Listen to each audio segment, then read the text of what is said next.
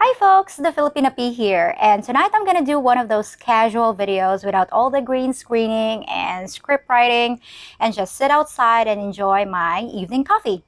So if the audio isn't the greatest and the lighting keeps changing, now you know why.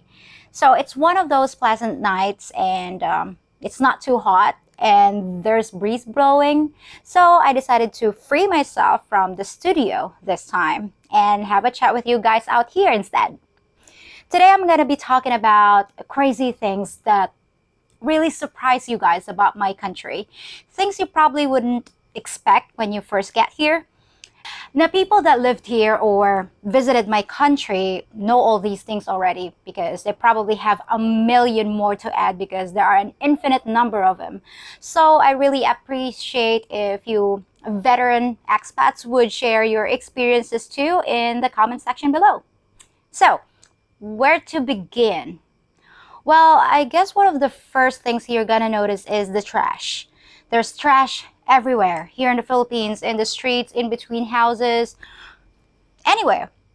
People don't realize the implications of not properly disposing of trash. They think trash will magically disappear once they throw it out.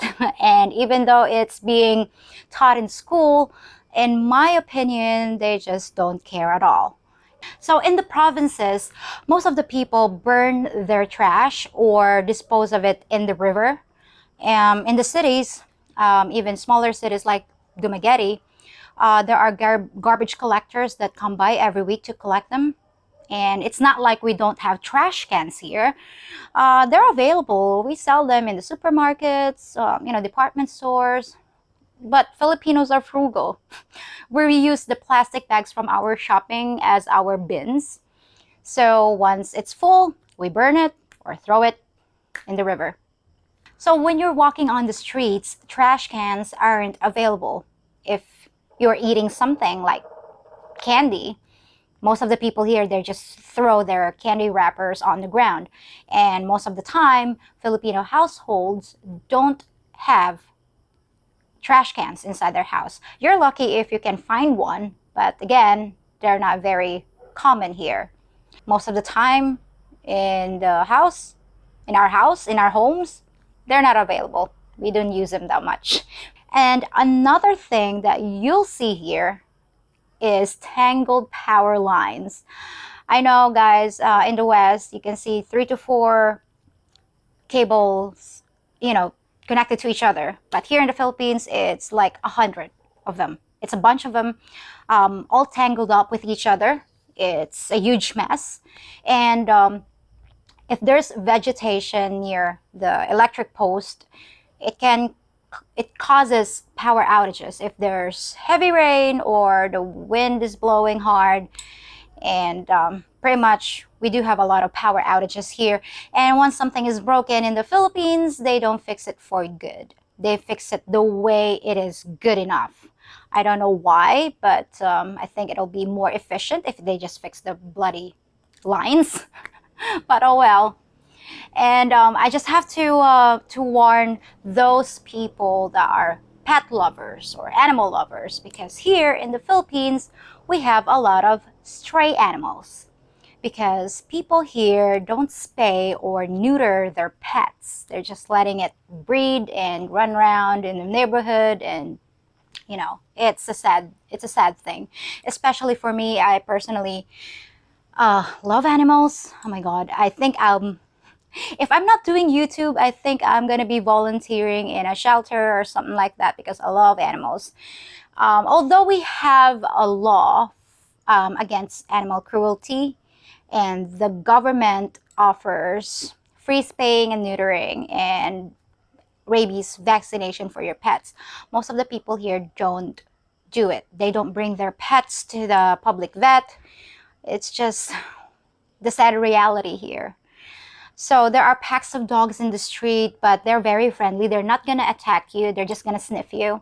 Packs of dogs, cats, and rats, but not much wildlife. Another interesting thing that you'll see here in the Philippines, when you go to a store, pretty much any store, there are armed guards even at a 7-Eleven, even at McDonald's. It's not only to protect against robbers or shoplifters, but also to check on employees. I remember when I used to work with McDonald's, there was this guard that was going to check my bag, and they're making sure that we're not stealing burgers and chicken from McDonald's. So I know it's kind of absurd, and it's a normal thing here in the Philippines. They're carrying loaded guns, not just batons or anything. But there are not a lot of shoplifting or robberies. Not much, but in the bigger cities. And but the good thing about the guards, they're usually very friendly and great for information. And you can always rely on them when it comes to finding things inside the store, because I think there are not a lot of shoplifters. So basically they just memorize the layout of the store and, you know, the merchandise, and they're always going to open the door for you and always greet you. So I like them generally. Another interesting thing here in the Philippines, we have a lot of parking attendants. They're everywhere. It's either they're self-employed or employed by the government. Basically, they just, oh, okay, I'll just gonna be a parking attendant today. And what they do, they just stand outside an establishment and they're gonna help you park, you know, look for a space for you to park. But most of the time, they're very helpful when it comes to backing out into the busy traffic. They're gonna stop the traffic for you to be able to pull out. But most of the time, you don't really need them. But you know, everybody's got to make a living, so they're gonna expect you to pay them, you know, maybe 5-10 pesos. It's not much, but they're most of the time they're very helpful. Other people are also annoyed because it feels like they're begging, but in general they're very helpful anyway. So once you're driving on the road here in the Philippines, be prepared to see politically incorrect signs at the back of the window of the car in front of you. I know it will blow your minds because in the West, this is kind of sexist, but here in the Philippines, they will post something like, warning, lady driver.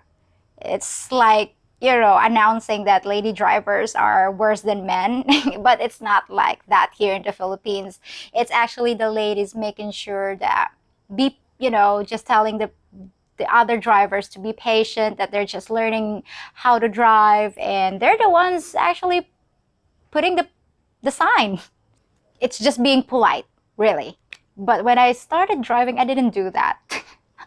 I didn't do that because I don't want to announce that, you know, my driving skills might not be very good. But speaking of which, when an establishment, or let's say when a business is hiring, they will put a sign saying 18 to 26 attractive female with pleasing personality only. So I know it's against the law in the West, but here they can pretty much do that. And I know it should be against the law, but basically the good-looking people have the edge to get hired than, I don't want to say ugly, but I don't know. And also, I have mentioned this a lot of times on my previous videos, that older women have problems when it comes to get a job here in the Philippines. Unlike the younger ones, fresh from college, they can get hired easily. See, it's not only employment, but also getting a partner.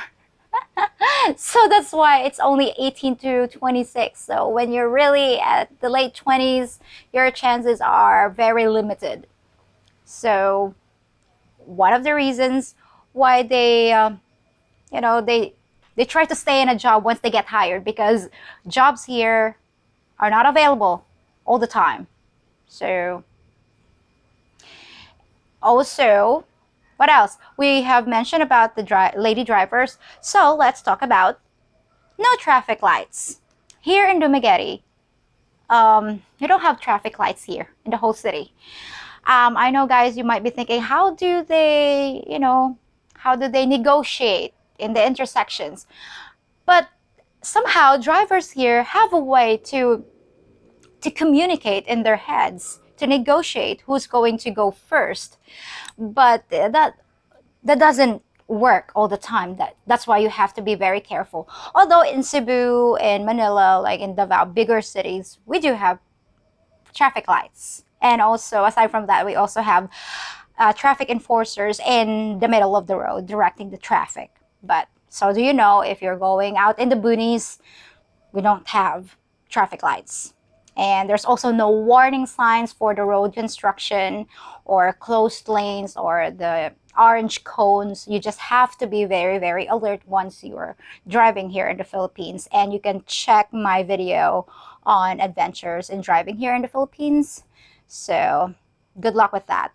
And the reason why I said that you really have to be alert, because in the road, unlike in the West, it's clean. There's nothing in there. It's only the cars.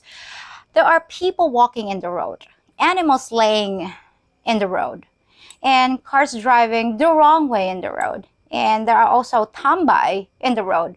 Tombi are those people, you know, they don't do anything. Pretty much most of them are jobless. So they hang around at the side of, in the road. There's sometimes drinking alcohol or something, but it's a very common term here, tambay. And most Filipinos don't like tambay guys because, as I said, they're jobless. And pretty much they're just wasting their time drinking in the road. But yeah, beware of the tambays in the road because you might run over them. And here's something that will really surprise you guys, because let's say if you're not driving and just walking in the streets and you feel thirsty, nothing to worry about because we have these water vending machines. They're very easy to use, and all you have to do is grab a bag. They're already provided, and just hope that no one had handled them before you, because due to the current situation, that's not really safe to do.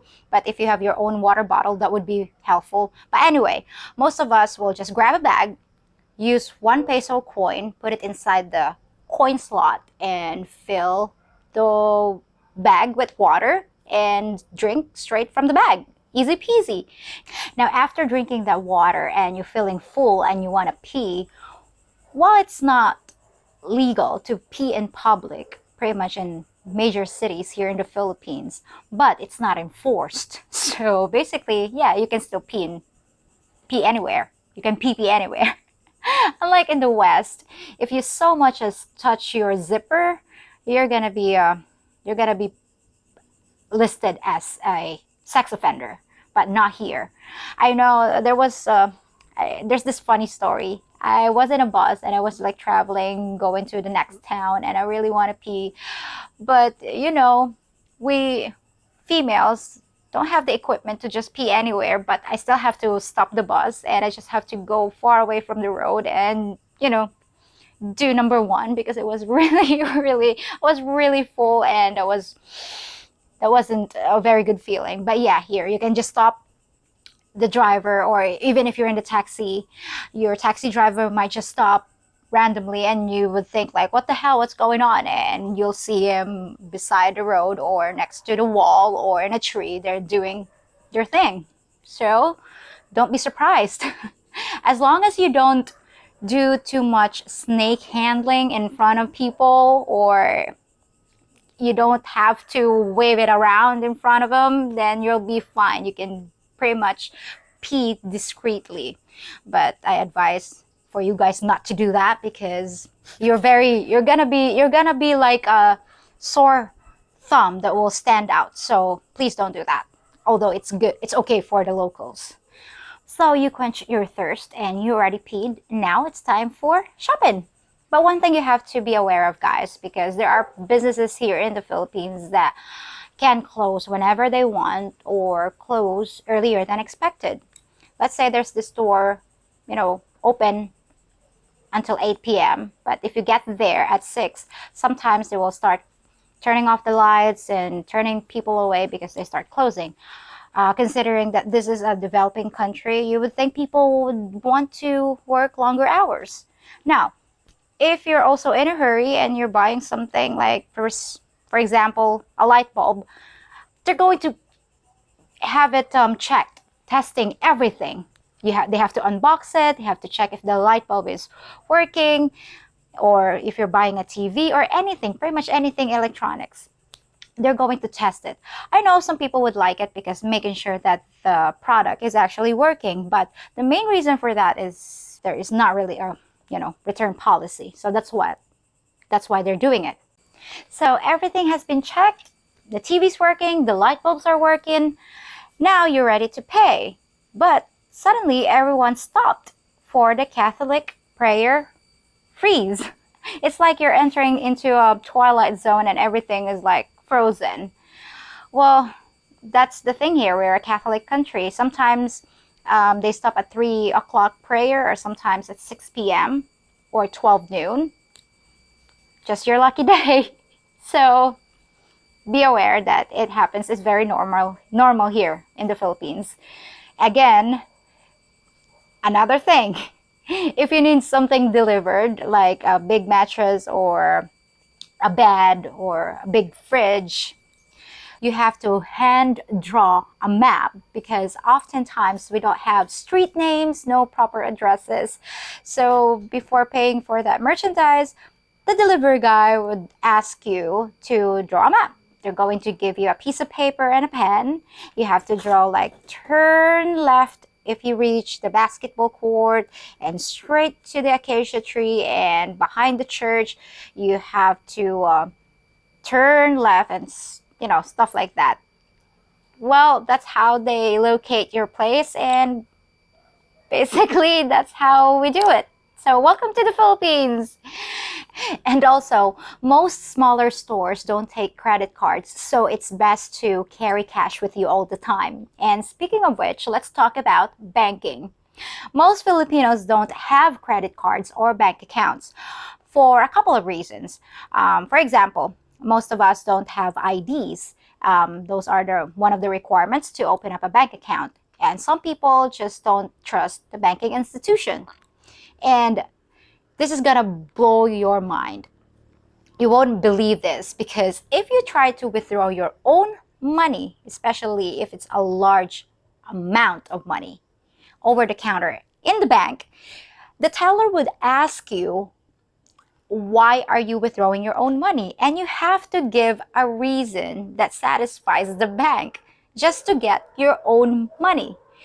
And it will, it's like, what the hell? It's none of your effing business. But the reason for that, guys, it's because the Philippine government is just trying to avoid people that do money laundering. But they would ask you why you're withdrawing your own money.